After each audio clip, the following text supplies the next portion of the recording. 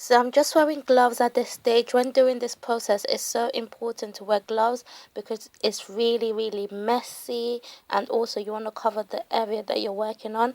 I'm just showing you guys the color that I'm going to be using.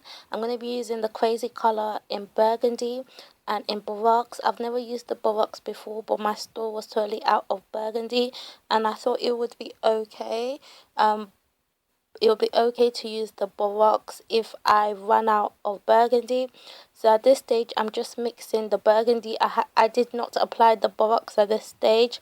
So this is me just applying the Burgundy onto the weave. So I'm just trying to make sure I cover as much out of the blonde parts as possible. When doing this, I don't have like a specific way of application. I just go over the place. When doing this, I'm really messy. I'm a really messy person when dyeing my hair. So I'm just applying this is still the Burgundy. I did not apply the Baroque so far, so I'm just still applying the Burgundy. So I just turned it over to the other side, and I'm just still applying the Burgundy, trying to make sure I cover as much of the blonde part as possible. At this stage, I could tell that there wasn't going to be enough Burgundy hair dye, so I just decided to use the Baroques, and the Baroques is a completely different tone to the Burgundy. The Burgundy is more of a rich purple compared to the Baroques. The Baroques is more of a rich red, so I could tell that I would have a totally different outcome, so I knew my final outcome wouldn't be like a burgundy color. But yeah, I'm just still applying the Baroques on what's left of the burgundy onto the weft.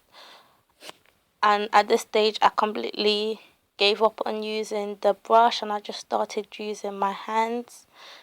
And yeah, you shouldn't do this when you're doing that, but I'm just really impatient when I'm dyeing my hair, and I'm just using my hand and trying to cover as much of the weave as possible, trying to cover the as much of the blonde hair as possible, so you can tell that the hair is more of a rich red than a rich purple at this stage, so I could tell it would be completely different.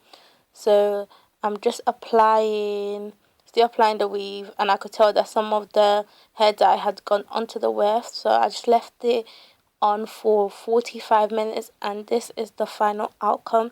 It's more of a rich red than a rich purple, but you can still use the same method when trying to dye your hair to burgundy.